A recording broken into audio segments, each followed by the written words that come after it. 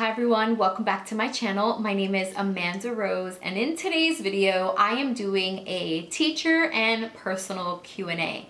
If you follow me on IG, a couple of weeks ago I asked you all to drop in some questions that I wanted to answer, and boy did you all drop some questions. So before we get into this video, if you haven't already, please make sure that you subscribe to my channel, that you like this video, and let's get into it. What are some of the things that you all want to know, either related to education or my personal life?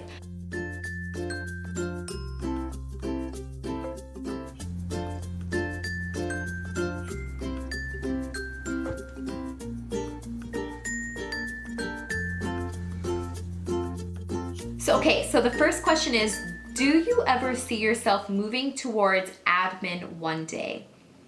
And the answer is no. I think that there's a lot of people that end up saying no to teaching and then pursue an education in administration. But I think that I would just leave teaching altogether. I'm not sure that admin is a route that I would want to pursue.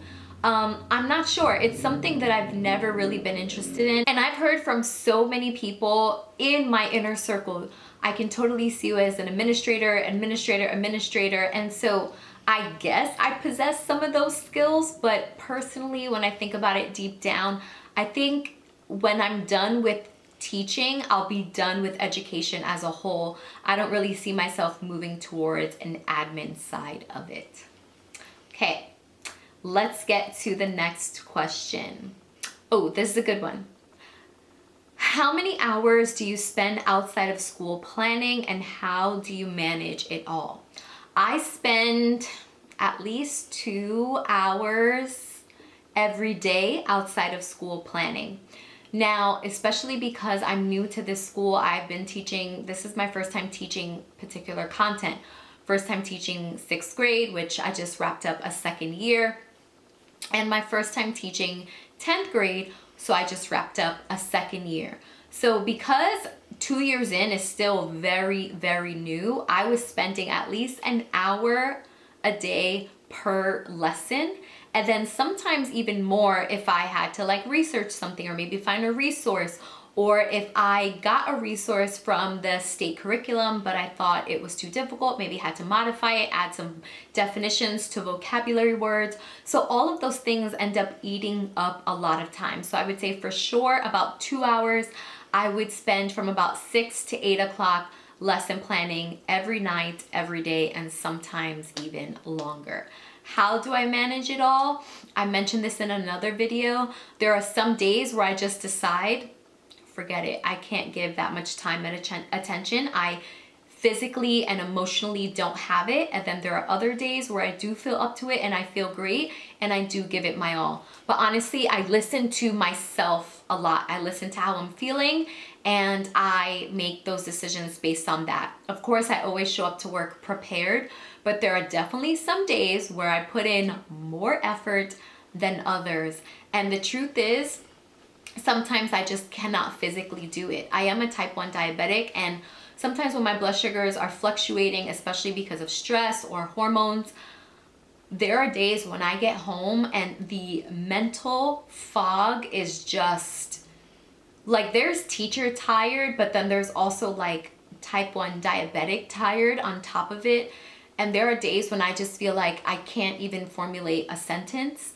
There would be nights where I would be sitting on my laptop trying to put together a learning objective, and I'd be like, students will be able to, and just like, I just couldn't even get out the sentence. So on days like that, I stop, I shower, I take a break, and then I'll go back to the laptop and I'll skip it, and I'll maybe work on a different part of the lesson, like the assignment, or I'll work on the actual PowerPoint. And then there are times when I'm just like, I genuinely can't do it.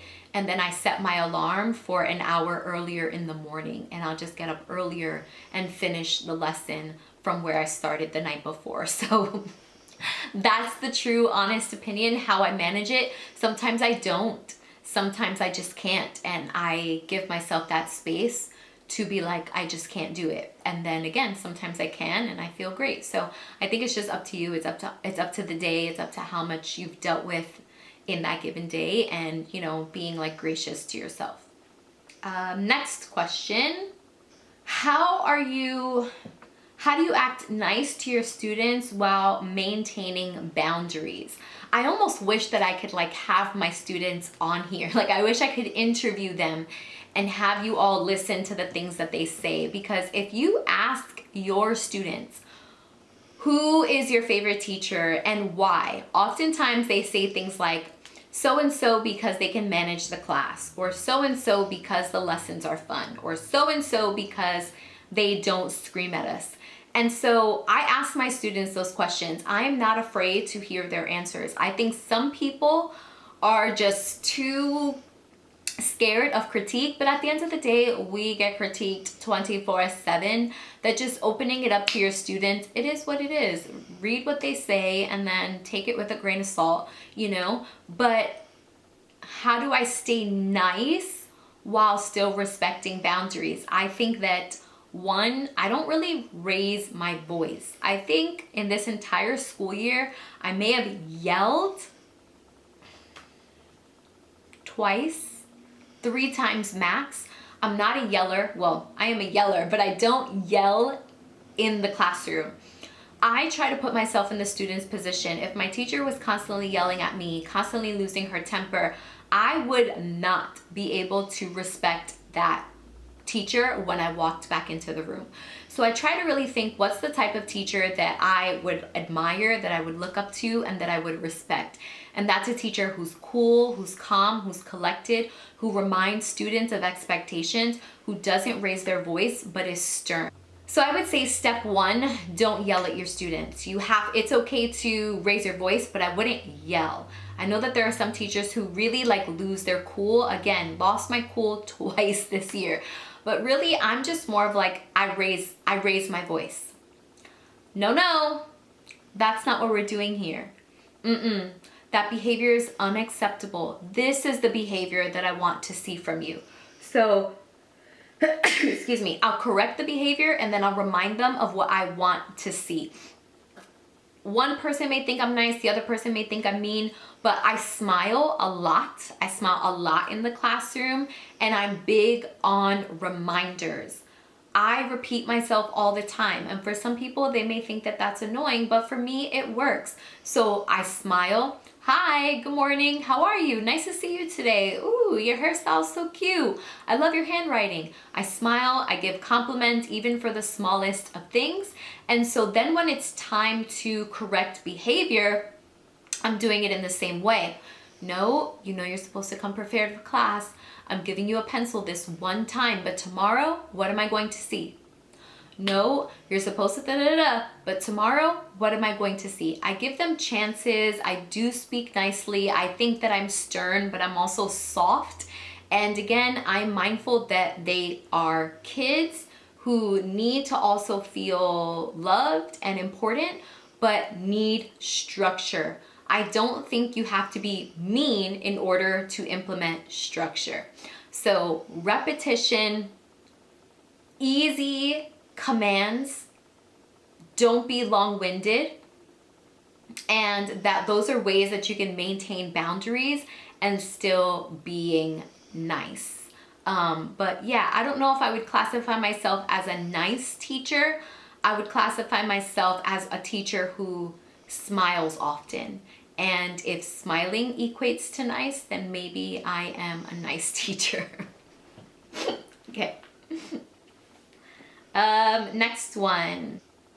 Best place to find history classroom posters and decor. Honestly, I have no idea. I go on Amazon for everything.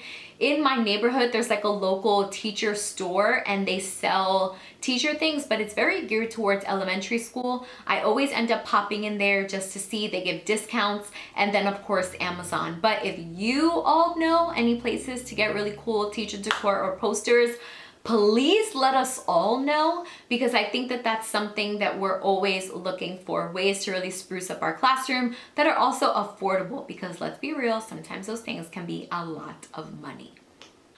So this is actually a good question. I'm trying to fully understand what they mean, but it says, how do you set good questions rather than tough questions? That's interesting because sometimes tough questions can be good questions. So I always think, can this have multiple answers? Does this provide critical thinking, even to my sixth graders, right? That's how I would consider a good question. Can this question generate discussion? Oftentimes, a tough question may need more than one brain to answer. And so if I think that one of the questions are really tough, then I'll have students discuss the question first in pairs and then be able to write their own response just to get some ideas from their classmates. But I do think that tough questions are also good questions. But a good question is something that we all know is not just a yes or no, it's something that requires a little bit of content knowledge, but then they can also question and explore, and it can generate multiple. So for example, do you think that women had a better life in Athens or in Sparta? Students have to use evidence, but then it's also something that can warrant different responses, and they have to then defend their response. For me, that is a good question, but also a tough question because it requires them to think about maybe the nuances of being in Athens versus being in Sparta, the expectations of the women in Sparta when it came to childbearing, but then also maybe not having a lot of responsibilities in Athens, but then also not being able to vote. So they really have to tear apart the evidence and documents in order to come up with an answer that is thought-provoking. So good questions generate multiple responses. It causes students to think and analyze. Tough questions may need more than one student to collaborate on before they can come up with their own conclusions. Okay, how long is this video? Okay, let's do maybe 2 more questions. Do you really see yourself being a teacher forever? Probably not. Every year I question whether this is something I want to continue doing, but then when I think about truly leaving the students, it does make me sad. But I don't know if I can be a teacher forever. I think that the demands are it's just very taxing on me physically. And I'm at the point in my life where I care more about my health than I do about money. And so as long as we're not struggling financially, I do think that I would be willing to change jobs, careers, if it meant that my health were at risk. That would be really the only reason that I chose to leave education. And then let's get one more question. Okay, this is going to be the final one, and this is actually a great one. What assignments take the workload off of you? I feel like I'm always reinventing the wheel. I'm exhausted at the end of the day as a teacher. How do you balance your energy? Okay. The number one thing that has changed my life is station work. I know some teachers are not a fan of station work, and I've mentioned station work in a previous video. For me, station work is a game changer. Here's why, and I'll be as short as possible. 1, because station work takes multiple days. It's one assignment that can take up to 3 days depending on the task. The hardest part is creating the stations, creating individualized questions for each station. I do that as well. I don't just have students walk around and take notes. That's boring in my opinion, and almost like, what's the point of that? But what I do, and I'll actually link a paid teachers station that I did for the geography of ancient China, and you can see the types of questions, tough questions, but challenging questions that are good questions that I ask. But I set up at least 6 different stations, and I usually rotate 2 a day. Though that's the max, 2 a day, because I create at least 5 to 6 questions per station. And the students work in groups to analyze the documents. One station can be a video, another station can be a map, another station can be a news article, another, like, you can really have so much fun. Another station can be art. And so you differentiate the types of documents that you use, you differentiate the types of questions, and then you differentiate your group. So you're hitting almost every single nail on the head, and then you scaffold your questions, what do you see, and then at the end, make an inference, evaluate whatever. But for me, the bulk of the work happens creating the stations. I can spend almost 2.5 hours just on one lesson. But if it then takes 3 days, that is like the most glorious week of my life, because it's like Monday, Tuesday, Wednesday, they're doing the stations, and then Thursday, we're doing a Socratic discussion about the stations, and then Friday could be a short quiz and Kahoot review. That's usually how I like to set it up. So my advice is pick, and I put this in a previous video, pick the 2 to 3 activities that you know are foolproof in your classroom, that your students enjoy, and that you can recycle through and through. Maybe you need to make Wednesdays News Wednesdays, Newsweek Wednesdays, and then you're only doing news articles on Wednesdays. Maybe Fridays are quiz days. Pick things so that you know, oh, Wednesdays are taken care of, Fridays are taken care of, so that you know. Half the battle is just knowing what you're going to do tomorrow. Like, can I get an amen? So if you know what you're going to do tomorrow, that alleviates so much more pressure. But my secret sauce this year has been station work. Stations have truly changed my life. I do it for every unit. I do it for topics that are obviously engaging. We did a station on Alexander the Great, station work on Shi Huangdi, Alexander the Great and Shi Huangdi, hero or villain, the geography of China, and then I did one for Hammurabi's Code, and the last one I did, this was an observation lesson comparing Athens and Sparta. So I had like one station on their architecture, another station on the roles of women, another station on their laws, rights and responsibilities. Like, those lessons to me, they work every time, and you can really listen to students discussing. That is how I like to manage my time, is I pick lessons that work and that can take multiple days. Don't be afraid of doing project-based activities. Things that take multiple days are your secret. Don't create lessons that are new every single day. Oh my God, it's so exhausting. Do things that can roll over into the next day, and it will be a game changer. So that's it. I hope that you guys found this video helpful. As always, don't forget to subscribe. I'll see you in the next video.